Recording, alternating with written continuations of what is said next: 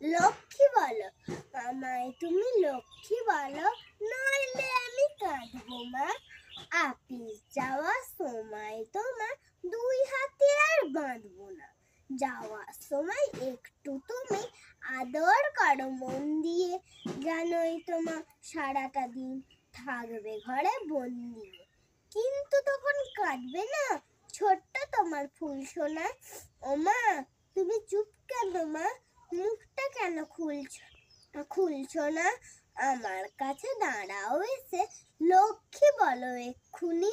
দেখবে তোমার ফুল সোনাটার আর তো কোনো দুঃখ নেই। তা লক্ষ্মী বলো, আমায় তুমি লক্ষ্মী বলো, নইলে আমি কাঁদবো মা।